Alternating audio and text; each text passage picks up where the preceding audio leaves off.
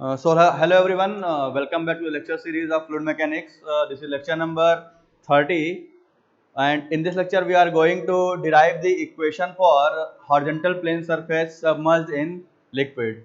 So friends, last lecture में हम लोगों ने ये देखा था कि जो हाइड्रोस्टैटिक फोर्सेस होती हैं उनका मतलब क्या होता है, और इस चैप्टर में बेसिकली ये चैप्टर 3 है यूनिट 1 का, जिसमें हम लोग हाइड्रोस्टैटिक फोर्सेस को किसी सरफेस पे लगा करके उसका डेरिवेशन देखना है कि भाई कोई सरफेस अगर किसी स्टैटिक लिक्विड में अगर रखा गया है तो हाइड्रोस्टैटिक लॉ के अकॉर्डिंग उस सरफेस पे कितना फोर्स आ रहा होगा और वो फोर्स कहाँ पे लग रहा होगा, हमें ये चीज़ें फाइंड आउट करनी होती हैं। तो सबसे पहले स्टार्ट करेंगे हॉरिजॉन्टल प्लेन सरफेस से, क्योंकि इसमें इजी है कि हॉरिजॉन्टल सरफेस है तो सारे एलिवेशन एक ही डैश पे रहते हैं। तो हम लोग पहले समझ लेते हैं, ये थोड़ा इजी पड़ता है, हालांकि बुक में आपके वर्टिकल पहले कराया गया है, लेकिन बस ये है कि आप पहले हॉरिजॉन्टल देख लो कि भाई फोर्स कैसे निकल रहा है, ताकि इसके बाद हम अगले जब वर्टिकल में जाएंगे तो वहाँ हमें समझना और इजी हो जाएगा कि हमें इसके आगे कंटिन्यू क्या चीज़ करना है। ठीक है, और क्यों हम यहाँ पे इसको यहीं पे एंड कर दे रहे हैं। तो हम लोगों को निकालना है हाइड्रोस्टैटिक फोर्सेस किसके ऊपर, जब कोई हॉरिजॉन्टल प्लेन सरफेस किसी लिक्विड में सबमर्ज किया जाएगा। अब हॉरिजॉन्टल सरफेस का मतलब क्या हो गया, जैसे आप ये समझ लीजिए कि ये कोई सरफेस है, मान लीजिए ये पेपर है, तो ये रेक्टेंगल दिख रहा है आप लोगों को। इस रेक्टेंगल को हम किसी पानी में, मतलब कोई स्टैटिक फ्लूइड है उसमें, तीन तरीके से इसको रख सकते हैं। फर्स्ट वन, इसको ऐसे रखेंगे वर्टिकल, ठीक। इसको फिर हम लोग ऐसे रख सकते हैं, ये ऐसे हॉरिजॉन्टल हो जाएगा, ठीक। और इसको हम ऐसे रखेंगे तो ये हो जाएगा इंक्लाइन। तो मतलब तीन तरह के सरफेसेस को हम पानी में पुट अप कर सकते हैं, कि पानी या कहते हो किसी फ्लूइड में, कि जब वो सबमर्ज करेंगे। तो अब उसमें हमें ये देखना है कि कौन से सरफेस पे टोटल प्रेशर फोर्स कितना लग रहा है और कहाँ पे लग रहा है, ये हमें फाइंड आउट करना पड़ता है। तो सबसे पहला केस हम लोग लिया है हॉरिजॉन्टल प्लेन सरफेस का। तो हमें कुछ मानना पड़ता है, तो हम क्या करेंगे कि एक कोई बॉडी ले लेंगे किसी भी आर्बिट्री शेप का, ठीक है। तो let a body of any arbitrary shape, ठीक है, जिसका कोई भी बॉडी ऐसे मान लेते हैं,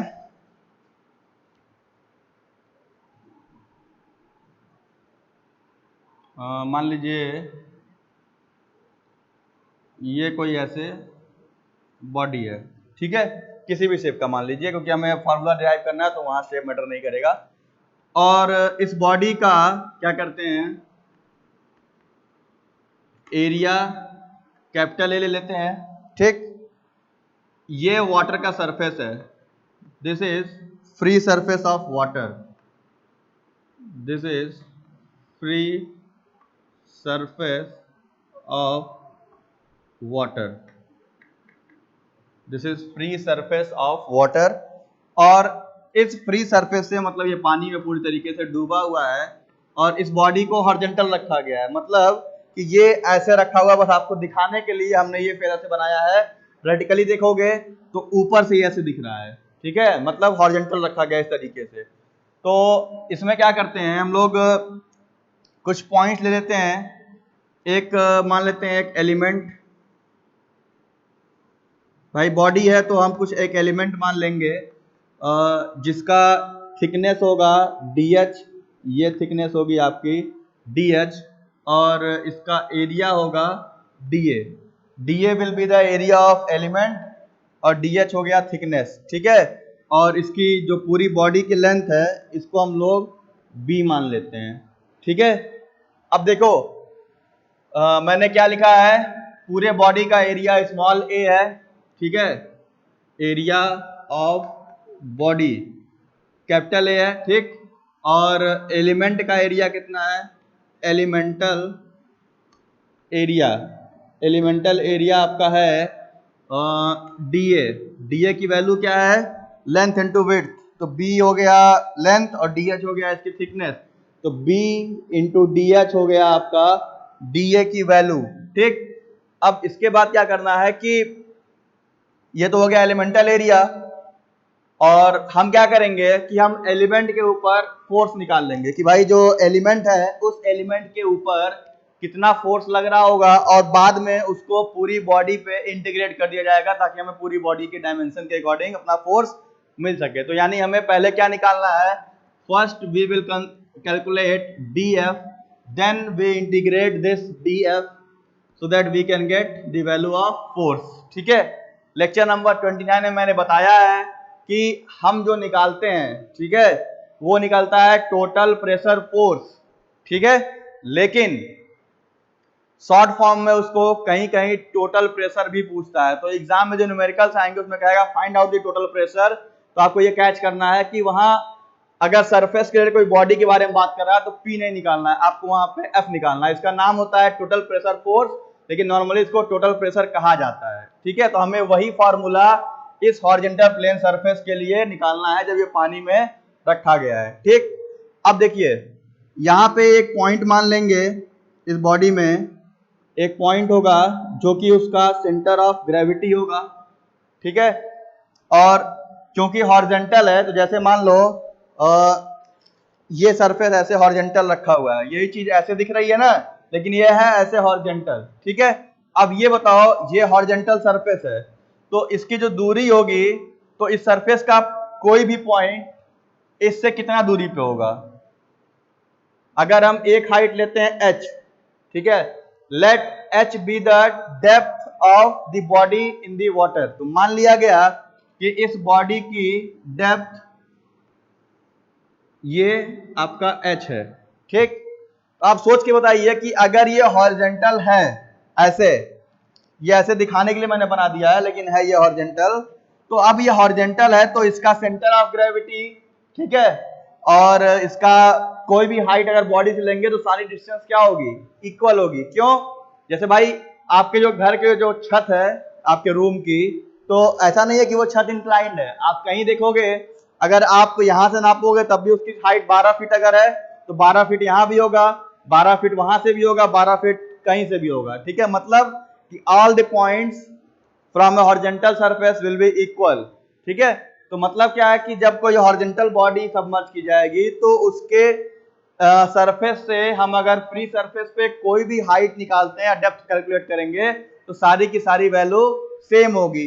यानी कि जो इसका डेप्थ होगा बॉडी का, डेप्थ ऑफ बॉडी वो क्या होगा, इज इक्वल टू h।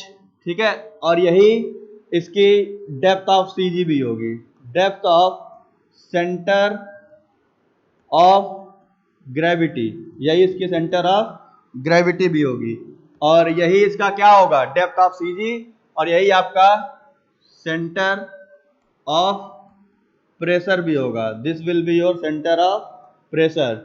ठीक है, मैंने पिछले लेक्चर बताया था कि दो चीज निकालते हैं, F और H स्टार।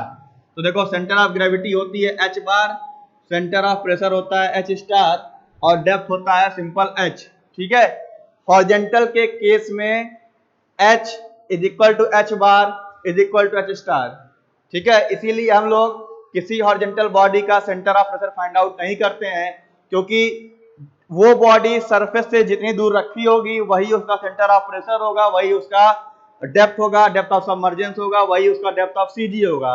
क्योंकि भाई हॉरिजॉन्टल पे सारे एरिया पे जितना लोड लगेगा वो एक समान डिस्ट्रीब्यूट हो रहा होगा, इक्वल। ठीक है, और पूरे प्लेस पे जो भी हाइट आप निकालोगे वो सारी की सारी सेम होगी। तो ये H हो गया, this is equal to H bar and this is equal to H star. तो एक क्वेश्चन यहाँ निगलेक्ट होता है यहाँ पे कि सेंटर ऑफ प्रेशर हम हॉरिजॉन्टल सरफेस में कैलकुलेट नहीं करते हैं, क्योंकि जो डेप्थ ऑफ सबमर्जेंस होता है वही डेप्थ होती है सेंटर ऑफ प्रेशर की। हमें निकालना क्या है, अब सिंपल हमें निकालना है फोर्स की वैल्यू कितनी होगी। तो अगर हम यहाँ पे एलिमेंटल फोर्स निकालते हैं, ठीक है, अगर हम लोग एलिमेंटल फोर्स निकालते हैं तो देखो हम ये जानते हैं कि delta F is equal to P into D A होगा। भाई प्रेशर बराबर force acting per unit area, ये पढ़े हो आप लोग, P बराबर F बाई ए।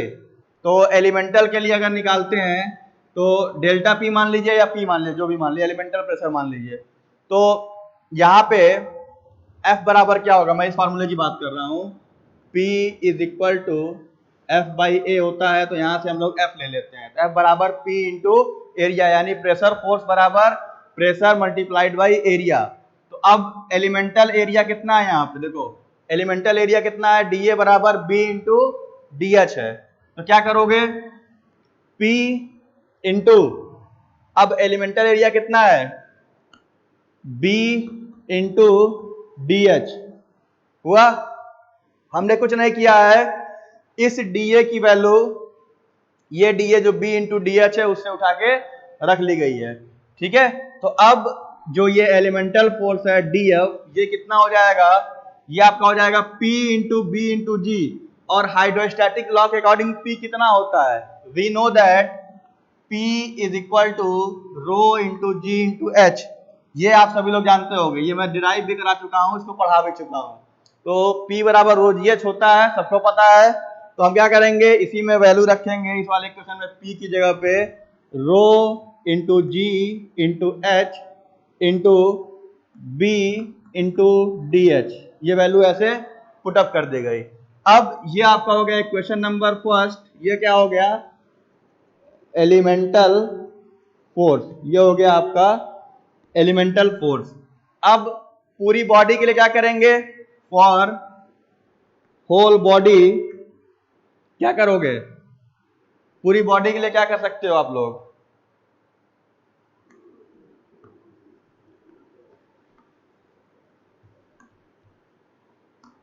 इंटीग्रेटिंग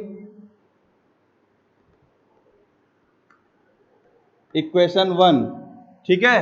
क्या करेंगे, इंटीग्रेट कर लेंगे इक्वेशन नंबर 1 को होल सरफेस के लिए। तो ये यहाँ पे क्या हो जाएगा, मतलब इंटीग्रेट करोगे तो हम क्या लिख सकते हैं, F निकल के आ जाएगा कैसे, इंटीग्रेशन ऑफ DF। इस DF को इंटीग्रेट कर देंगे तो हमें क्या मिल जाएगा, टोटल प्रेशर फोर्स मिलेगा। जब ये इंटीग्रेट होगा तो ये भी इंटीग्रेट होगा, rho G H into B into D H. अब देखो कांस्टेंट क्या क्या है, रो और जी कभी चेंज नहीं होगा, by density of the fluid will not dependent upon the surface of the body, यानी जो आपका सरफेस है, जो सबमर्जेंट सरफेस है, उसके ऊपर डेंसिटी ऑफ फ्लूइड का कोई मतलब नहीं है कि वो वेरी करेगा या कांस्टेंट रहेगा, वो तो भाई बट ऑब्वियस है, डेंसिटी चेंज नहीं करेगी किसी बॉडी के सबमर्जेंस से। तो रो फिक्स हो गया, जी फिक्स हो गया, तो ये आ जाएगा इंटीग्रेशन से बाहर, तो रो हो गया, जी हो गया, दोनों बाहर आ गए। बचा कितना यहाँ पे, H into B into D H, B into D H क्या चीज है, डी ए। तो अगर हम इसको इतना ना लिखना चाहें तो लिख सकते हैं H इंटू डी ए, ठीक। अब यहां पे समझने वाली बात है कि ये जो H इंटू डी ए निकल के आया है, ये चीज, what is this, H into D ए, ये जो H इंटू डी ए है, ये क्या चीज है, ये समझना है आपको, ठीक है। तो अगर हम ये लिखें H इंटू डी ए का मतलब क्या हो गया कि इस एलिमेंट का H मैं यहां लिखता हूं, ये हो गया इसकी हाइट dA और ये वैल्यू हो गई H की, ठीक है। मतलब ये एलिमेंट H अमाउंट सरफेस से नीचे है। तो अगर आप लोग मूवमेंट पढ़े हो, ठीक है, तो आपको समझ में आ रहा होगा कि this H into D A will define the movement of the surface area about the free surface. मतलब इसका एरिया dA है, ठीक है। मूवमेंट क्या होता है, simple F into D, force multiplied by perpendicular distance. अगर आप लोग फर्स्ट ईयर से पढ़ के आ रहे होगे तो आई थिंक मैकेनिक्स अभी इस टाइम में चल रहा होगा आप लोगों का, तो थोड़ी दिक्कत होगी इसमें, क्योंकि ये चीजें मैकेनिक्स में आप फर्स्ट ईयर में पढ़ते थे, लेकिन अब पिछले बार के सिलेबस में मैकेनिक्स था नहीं, वो सेकेंड ईयर में आपके आया हुआ है, तो थोड़ी बहुत प्रॉब्लम होगी सीजी कैलकुलेट करने में, सेंटर ऑफ ग्रेविटी वगैरह, एच बार निकालना हो गया, मोमेंट ऑफ इनर्शिया निकालना हो गया, तो इसमें आपको प्रॉब्लम आएगी, ठीक है। तो इसलिए मैं कह रहा हूं, मैं समझा देता हूं आपको सिंपल, कि जो मूवमेंट होता है वो होता है F इंटू डी, ठीक है। अगर मैं यहां लिखता हूं ऐसे आपके लिए, तो मूवमेंट होता है force multiplied by perpendicular distance, ठीक है। मतलब डिस्टेंस क्या होगा, वो परपेंडिकुलर, यानी कहीं मूवमेंट लेना है तो फोर्स और उससे वर्टिकल डिस्टेंस मल्टीप्लाई कर लेंगे तो उस एक्सिस का मूवमेंट मिल जाएगा हमें। तो ये फ्री सरफेस है, अगर इस एरिया का मूवमेंट निकालना, अब फोर्स की जगह क्या आ गया, एरिया, तो क्या करेंगे, एरिया से इस सरफेस की वर्टिकल हाइट से हम लोग मल्टीप्लाई कर देंगे। मतलब मेरा कहने का ये है कि ये एरिया डीए है, ठीक, इस एरिया को वर्टिकल हाइट h से अगर मल्टीप्लाई कर दिया जाएगा तो this will provide you the movement of the elemental area dA about the free surface. मैं फिर रिपीट कर रहा हूं कि अगर किसी भी चीज में हम वर्टिकल डिस्टेंस से मल्टीप्लाई करते हैं तो वो उस चीज का मूवमेंट प्रोवाइड कर देगा आप लोगों का, जिसके अबाउट आप उसको मल्टीप्लाई कर रहे हो। एक्सिस मैटर रखती है कि एक्सिस कहाँ लेके चल रहे हो। तो देखो एक्सिस कहाँ पे है, एक्सिस आपका ये हो गया, this will be the free surface of water. तो जो एक्सिस लोगे आप किसी भी डेरिवेशन में वो हमेशा फ्री सरफेस होगा। बाद में उसको हम ट्रांसफर कर लेंगे सीजी पे, वो चीजें मैं अगले लेक्चर में बताऊंगा जब हम वर्टिकल के ऊपर आएंगे। अभी उतना समझिए, इतना इसके लिए जरूरी है आपका। तो यहाँ पे हमें क्या निकालना है, h इंटू डी को हम लिख सकते हैं, यही नीचे लिख लेना है कि दिस विल बी द ये स्टेटमेंट जरूरी है यहाँ पे लिखना। तो यहाँ मैं लिख देता हूँ, ऐसे लिख के रखते हो, h into D is the movement of surface area, movement of, ये लाइन नोट कर लीजिएगा, movement of surface area about the free, movement of surface area about the free surface. ये पॉइंट नोट डाउन कर लीजिए, h into D will be the movement of surface area about the free surface. ठीक, इसके बाद आगे लिखोगे, अगर ये इस एलिमेंटल एरिया डीए का मूवमेंट है, ठीक है, तो पूरे बॉडी का मूवमेंट कितना होगा। हमने अभी किसका निकाला, हमने इस एलिमेंटल एरिया का निकाला है। एलिमेंटल एरिया कितना था, डीए, हाइट कितनी थी, h, तो इस, और वो हाइट क्या है, this height h into D A will be the movement. Height कौन सी ले रहे हैं, अभी हम इस एलिमेंट की बात कर रहे हैं। हाँ, अगर ये वर्टिकल होता तो आपको हाइट डिफरेंस समझ में आता, लेकिन अभी हॉरिजॉन्टल है तो ये एलिमेंट की डिस्टेंस, सेंटर ऑफ ग्रेविटी, सारे कुछ एक ही हाइट पे होंगे। ठीक है, सारी वैल्यू आपकी क्या होगी, एक ही हाइट पे होगी। अभी मैं इसको मिटा के अगर बनाता हूं आप लोगों को डायग्राम, तो कैसे दिखेगा आप लोगों को, अगर ये आपको कंफ्यूज कर रहा होगा कि सर वर्टिकल वाले में कैसे रहेगा, ये वर्टिकल दिख रहा है, तो डायग्राम अगर रिप्लेस करना हो तो आप रिप्लेस कर सकते हो इस तरीके से कुछ।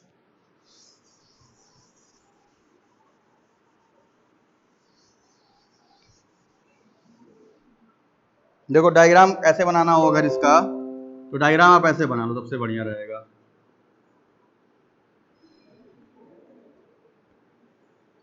ठीक, और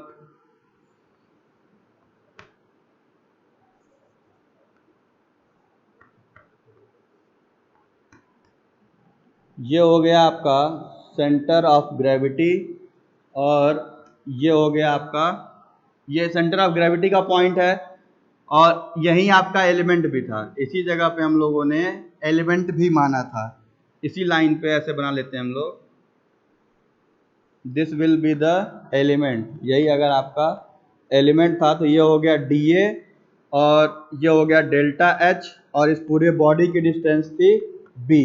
मतलब अब ये ऐसे हॉरिजॉन्टल रखा हुआ है। तो यहाँ पे देखो, अगर ये हाइट आपकी h है तो इधर वाले को क्या कर लेंगे, सेंटर ऑफ ग्रेविटी वाले को अगर हाइट सेम रख देंगे तो ये हो जाएगा आपका h बार। हॉरिजॉन्टल पे दोनों बराबर होगा, तो यानी अभी हमने क्या निकाला है, h into D A that will provide the movement of surface area about the free surface. यानी ये एलिमेंटल एरिया का मूवमेंट दे रहा है अगर पूरे बॉडी का निकालना हो। देयरफॉर फॉर होल बॉडी क्या हो जाएगा, सो फॉर होल बॉडी, पूरे बॉडी के लिए क्या हो जाएगा, पूरे बॉडी के लिए मूवमेंट निकालना हो तो क्या करोगे, एरिया ऑफ द बॉडी यानी कैपिटल ए, और बॉडी का जो सेंटर होता है वो सेंटर ऑफ ग्रेविटी होगा। मतलब एक ऐसा पॉइंट जहां पे उस बॉडी को हम उस पॉइंट पे रोक सकते हैं, या सेंटर ऑफ मास उसका उसी पॉइंट पे डिपेंडेंट कर रहा हो, तो उस समय ये जो डिस्टेंस होगी वो हो जाएगी h बार। जब सीजी लोगे तो h बार लेके चलना है, एलिमेंट लेना है तो h लेके चलना है। अब ये केस हॉरिजॉन्टल का है, इसलिए दोनों लाइनें सेम जगह मिल रही हैं हमारी। ठीक है, अभी जब अगला लेक्चर आएगा इसमें वर्टिकल केस होगा तो वहां ये चीज आपको दिखाई देगी कैसे ये चीज दोनों डिफर कर रही है। तो यहाँ पे अगर पूरी बॉडी का निकालेंगे तो क्या लिखेंगे, एरिया मल्टीप्लाइड बाय सी जी। ठीक, तो ये क्या हो जाएगा, एरिया मल्टीप्लाइड बाय सी जी का मतलब कि अब ये क्या निकल के आ जाएगा आपका ए इंटू एच बार।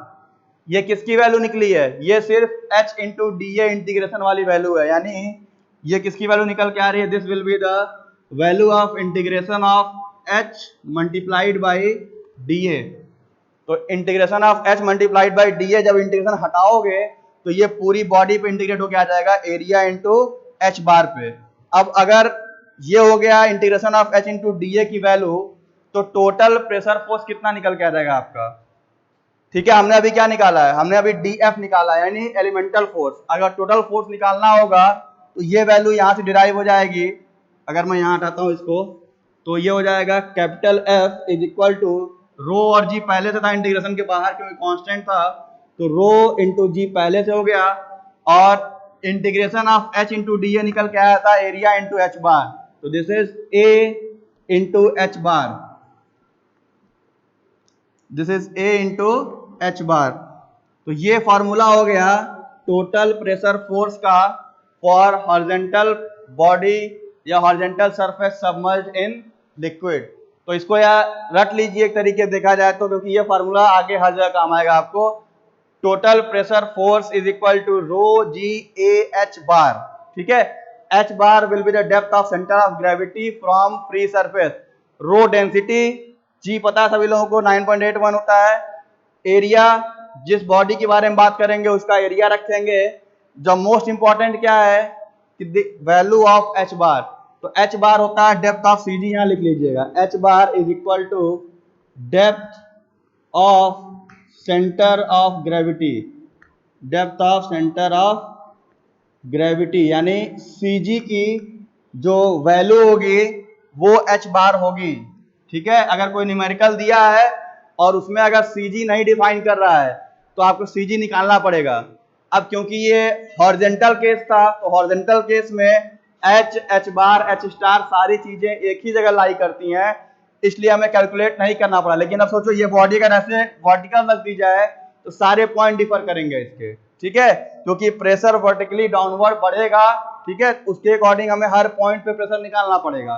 तो ये अगले लेक्चर में बताऊंगा आप लोगों को कैसे उसको हम लोग इंटीग्रेट करके, उसका फॉर्मूला भी सेम आएगा यही चीज, लेकिन कुछ डिफरेंस होगा जिसको हम आगे चल के समझेंगे कि भाई एच बार क्यों लेके चल रहे हैं हम लोग, क्यों नहीं एच लेके चल रहे हैं हर जगह। ठीक है भाई, कायदे से हॉरिजॉन्टल में तो एच, एच बार, एच स्टार सारी वैल्यू सेम होगी, लेकिन तरीका इसलिए एच बार रखा गया क्योंकि वर्टिकल और इंक्लाइंड में हमें यही वैल्यू लेके चलनी होती है, क्योंकि एच केवल एलिमेंटल डिस्टेंस देता है हमको, एच बार उसकी कंप्लीट सीजी की वैल्यू हमें प्रोवाइड कर देता है। तो अगर कोई न्यूमेरिकल ऐसा आएगा तो उसमें आपको सीजी कैलकुलेट करना पड़ेगा, जैसे B by two, D by two, H by two पे निकल के आता है, तो वो चीजें आपको निकालनी पड़ेंगी। ठीक है, तो हॉरिजॉन्टल केस में सिर्फ निकलता है आपका total pressure force F equal to rho G A H bar. Centre of pressure यानी क्या होता है कि ये फोर्स लग कहां पे रहा होगा वो निकालना। ठीक है, जो मैंने पिछले चैप्टर में बताया था, तो क्योंकि हॉरिजॉन्टल है तो सारा कुछ एक ही लाइन पे है, ठीक है, एक ही एक्सिस पे है, तो चाहे एच निकालो, एच बार निकालो, और सेंटर ऑफ प्रेशर होता है एच स्टार, तो ये हॉरिजॉन्टल में भी वही सेम हो जाता है कि that will be equal to the value of CG और द एलिमेंटल डेप्थ। ठीक, तो हॉरिजॉन्टल केस में हम सेंटर ऑफ प्रेशर नहीं निकालते हैं क्योंकि यही वैल्यू जो होती है यही आपका एच स्टार हो जाता है सेंटर ऑफ प्रेशर। तो हमें सिर्फ सेंटर ऑफ प्रेशर ना निकाल के सिर्फ टोटल प्रेशर फोर्स निकालना होता है, that will define the total pressure force. ठीक है, या कहीं कहीं इसको टोटल प्रेशर भी कहा जाता है, रोजी ए एच बार। तो एक मिनट इसको नोट कर लीजिए, फिर मैं लेक्चर एंड कर देता हूं, एक मिनट का टाइम में नोट कर लीजिए इसको।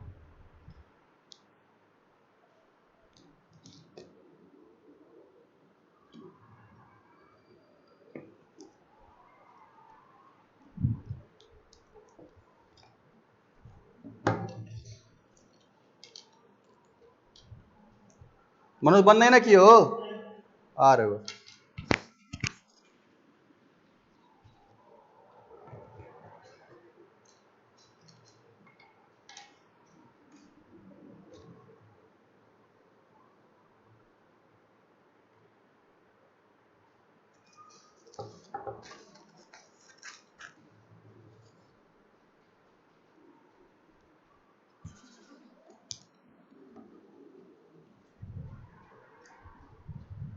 सो आई थिंक इतने पे आप पॉज करके नोट कर लीजिएगा, ठीक है। और मिलते हैं लेक्चर नंबर 31 में, जहाँ पे हम लोग आएंगे वर्टिकल प्लेन सरफेस पे। जैसे ये हॉरिजॉन्टल निकला वैसे वर्टिकल पे बात करेंगे, ये डेरिवेशन रहेगा थोड़ा सा इससे, और टिपिकल सेंटर ऑफ प्रेशर भी वहाँ डिराइव करेंगे, तो वो थोड़ा लेंथी रहेगा इससे, ठीक है। ये मैंने इसलिए करा दिया ताकि कुछ कॉन्सेप्ट समझ में आ जाए कैसे निकालते हैं, ताकि वहाँ पे आपको समझना और ईजी हो जाएगा। So thank you very much for watching, see you in the next lecture.